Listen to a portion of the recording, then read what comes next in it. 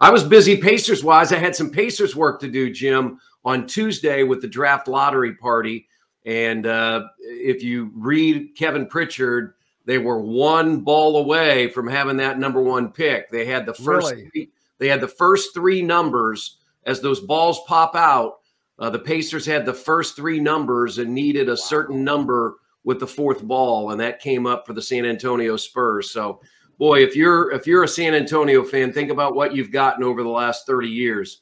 You had the #1 pick with David Robinson. You had the #1 pick with Tim Duncan, and now you get the #1 pick with Victor Wembanyama. But the Pacers have the #7 pick. They've got 2 picks in the 20s, and then they have 32, which is the 2nd pick of the 2nd round. So they've got 4 picks in the top 32. I don't expect them to use all of those on potential rookies. I think they can swing in for some trades that can bring some veterans and some more talented players to help this team get to the playoffs next year. So that was on Tuesday night. I had a lot of fun with our fans. We were at Back 9, which is in downtown Indianapolis. It's very similar to Topgolf. It's different, but we had a sensational time. Fans were excited, and had a couple of players there. Jordan War was one of those. I had a lot of fun, and so I did have some Pacers duties this week. So what does this do for San Antonio?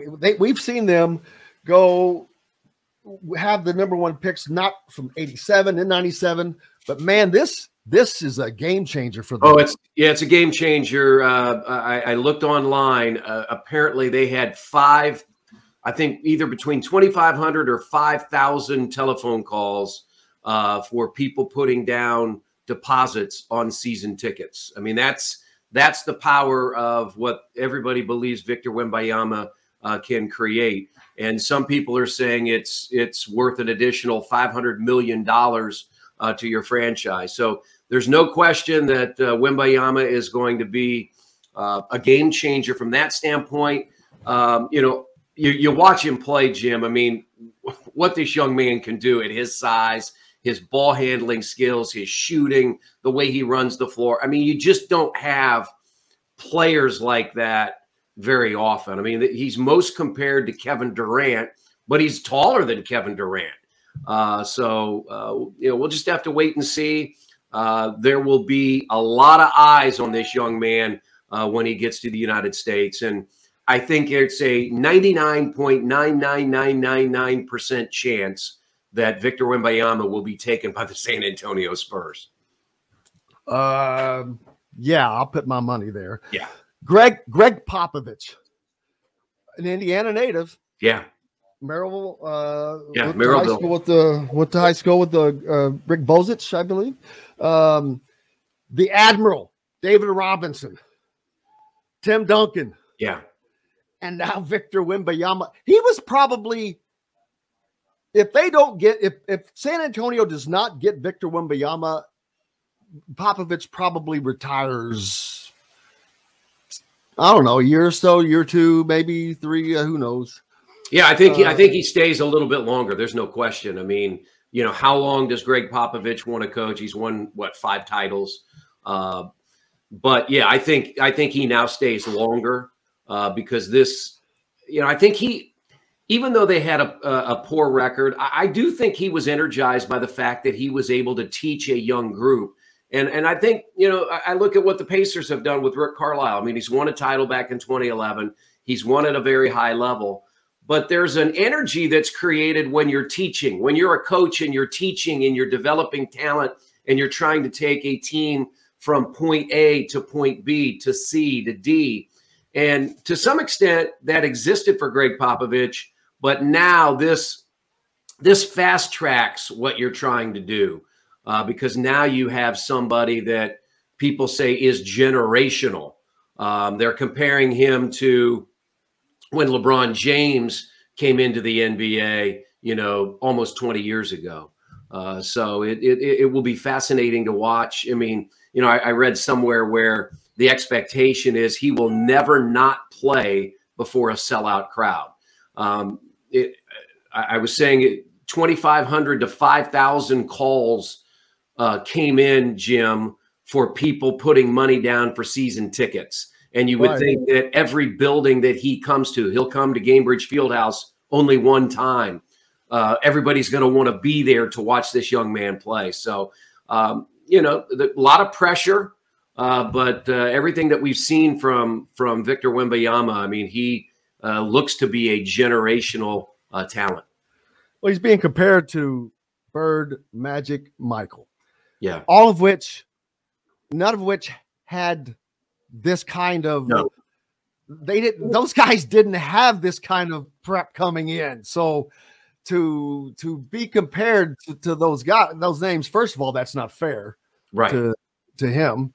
But it also, it says a lot. It's caused a lot of great things for San Antonio, but man, I'm looking forward to seeing him play. And you know, does this give Romeo Langford new life? Is he still with San Antonio? I believe he's still there right now. Yeah, I mean, we'll have to wait and see. I mean, the one thing is that from a time period comparison, you know, back in 1978, 79, when Bird and Magic played, and then when Michael came out in 1982, I mean, we didn't have social media. We didn't have iPads. We didn't have phones. I mean, now you can, every game that Victor Wembanyama plays, you can watch, right? You can dial in and follow his career. You know, back in the late 70s, the early 80s, the only way you could, you know, follow things is, you know, by the newspaper or on TV and maybe some on radio. I mean, I remember being a student, Jim, at Wabash College in Crawfordsville in the early 80s. And the newspaper that we would get, the Indianapolis Star, would come to the fraternity house, and I would want to read it, but it would usually have the day before scores because they had to print that paper so early to get it to Crawfordsville that, you know, if it was Wednesday, you were looking at Monday's results. And I didn't have a car, but I would get on my bike and I'd ride my bike to Hook's Drugs so that the Indianapolis News, when it was available, that's how you would get the scores from the night before. How many hours was that after the game? Now everything's right now. So that's the world we live in, that, you know, these athletes, you know, you're talking, you know, beforehand about, you know, Love not going to Michigan and, you know, where's he going to go? He was at North Carolina. I mean, we're in the now. We know everything as it happens, whereas 40 years ago, sometimes we were 24 hours behind. So it's a whole different world that these athletes have to deal with. And so I think that's the piece that will be fascinating to watch. Yeah, it's going to be fun, but it's also the Pacers. They were so close, but yet so far, and still ending up with 4 first-round picks. It's hard to. I don't know that I've ever seen people seem so disappointed that have 4 first-round draft picks. But what are they going to be able to do with that? Do you think they're going to try to do some trading, trade up, because they don't need 4 players? No, I mean, they've got, well, really, you're right. It's 3 first-round draft picks and pick 32, which is the second pick of the second round, but that's as close to the first round as you can get. I mean, they got Andrew Nembhard last year with the first pick of the second round, and that he's basically a first-round draft pick. So, no, they only have 3 open roster spaces. They only have 3 free agents: George Hill, James Johnson, O'Shea Brissett. Everybody else is under contract. Now, they had 2 two-way deals last year. The NBA and the new collective bargaining agreement has approved 3. So basically, you have 18 slots, 15 full and 3 two-way. I anticipate that they don't want to bring 5 more young rookies onto this roster. They will utilize these picks that are huge assets to see what they can do out in the marketplace as far as trades are concerned. It will also set the table for them for free agency, because I think they have between $20 and $30 million in cap space. So the Pacers, Jim, are really in a good situation, because there are a number of teams out there that don't have first-round draft picks.